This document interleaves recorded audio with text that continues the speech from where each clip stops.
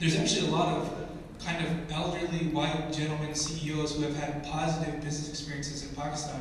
And you're absolutely right that we should be doing more to market, because it does make a difference whether I'm saying Pakistan isn't as dangerous as it's made out to be in mainstream media, or if elderly white gentlemen is saying that. Unfortunately, but that does make a difference, and I think you're absolutely right, and your point is well taken. Without them, I don't think we would have had a chance to get in front of these people. I certainly didn't have any contacts with any of these folks. And then we have been invited to the workshop that my son attended while I was in Pakistan. And then I think it was in October, when you invited, Pervez invited about 10 different NGOs, and I was able to speak directly to people in the Pakistani community, and the Pakistani American community, and senators and congressmen and various people right on Capitol Hill. So I really appreciate that. It's been great for us, and you've been most professional. The other thing that I wanted to say, just one other thing, I agree with the folks that had mentioned that other than just the Pakistani people and the Pakistani American community, like this gentleman who is an older gentleman who is Jewish living in Pakistan and loves it, I, as an American citizen who is a Gora and has been working ever since the earthquake, so nearly 5 years now, there's something that I tell people a lot, and I would, if there's any way through policy or any organization or any individual that I had the chance to talk about the Pakistani American community that I've come to know, to try to erase or battle those misconceptions that something like this one incident and one person with their behavior does, I'm absolutely willing to talk about my experience, not only in Pakistan, but I tell people that it's really a strange thing for me. I went to Pakistan and rediscovered an America that I never even knew about. I think one of the things that I've observed from a very active organization, which is CARE, is that they harness the internet very, very well. They have a good distribution list. They hit a lot of people. See, we can all sit over here like this and we can all throw out ideas, but you and I both know, and everybody in this room knows, ideas are cheap, man. Anybody can throw out ideas. It's the execution and the attention to detail that gets it. And it takes resources and time. And you are no different than anybody else. You've got limitations in terms of how much time and resources you have. Policy has been really, the board of directors have been all Southern Californians, from almost all, I should say, 70% of the board, and that's still the story today. Why hasn't policy gone out to other states to induct some people that will enhance your reach and, of course, the funding? It's just a simple suggestion, not a question even. Sure.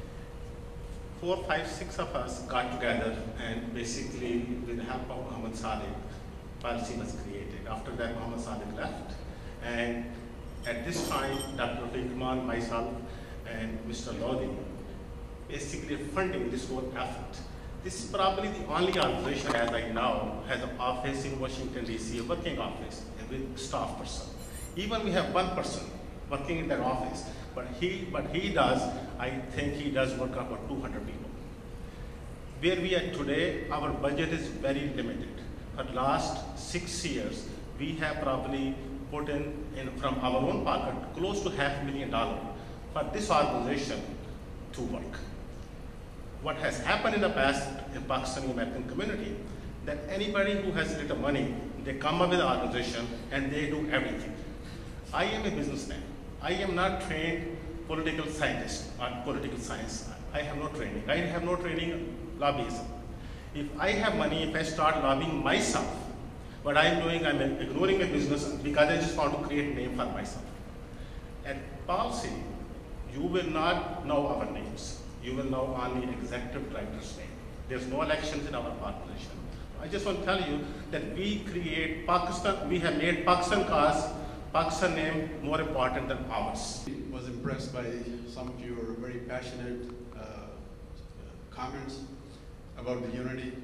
And I think my really comments are actually based on the same concept, that we as Pakistanis, we are wonderful people, but unfortunately, all of us are working on our own.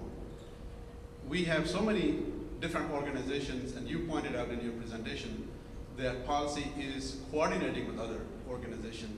But I think that one of the fundamental questions is, why can't we bring down the number of organizations from 10, 15 to maybe 1 or 2, that we can actually focus on the real issues and we can bring the good people in front so they can communicate with the experts and present the views of the Pakistani American community. There are many organizations that have come and now they have disappeared.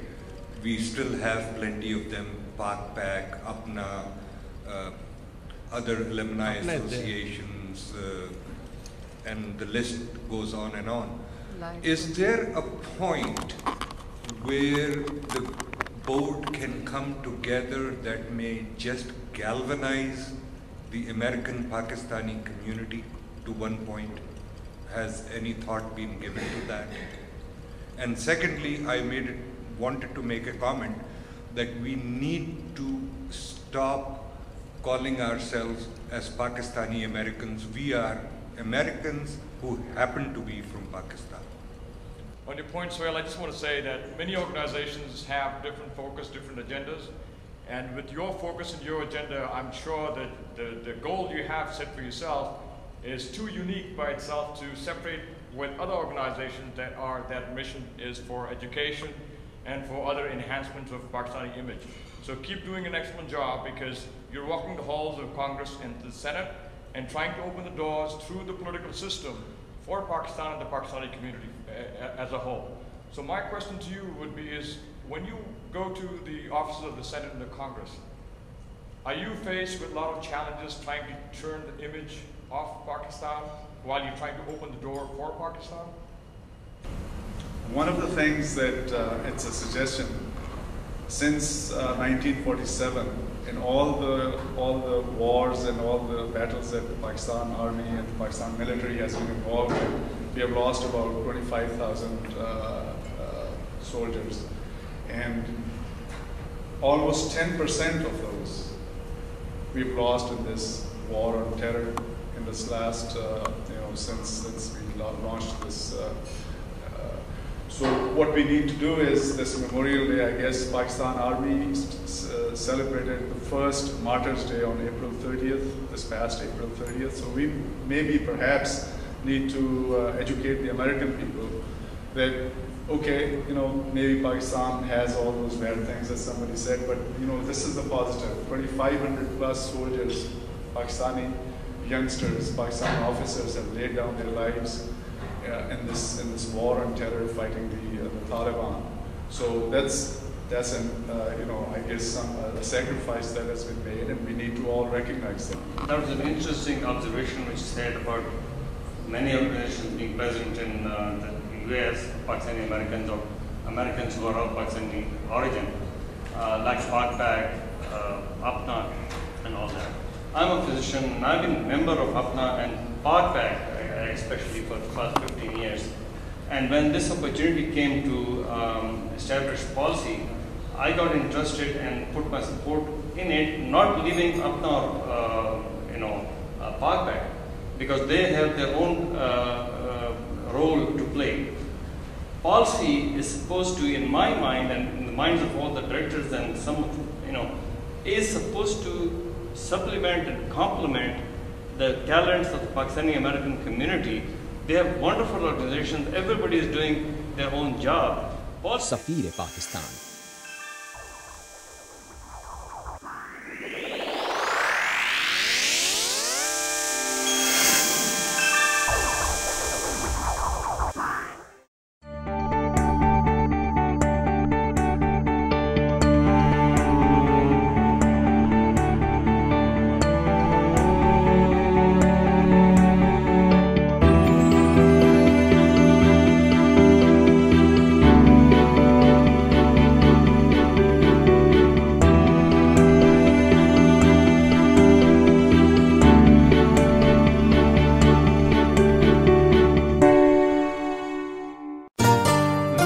हलाल tandoori restaurant Pioneer boulevard के बीचों बीच मुगलई और हैदराबादी खानों का वाहिद मरकज, आला खिदमत की आला मिसाल। केटरिंग और पार्टी के लिए आज ही कॉल करें। वक्त की पुकार, अमरीकी सियासत में हमारा हिस्सा। आने वाली नस्लों के खातिर अपनी पहचान, अपनी सकाफत और अपने मजहब की खातिर कानून साज अदारों का हिस्सा बनना होगा। अली हसन बारिश का वो पहला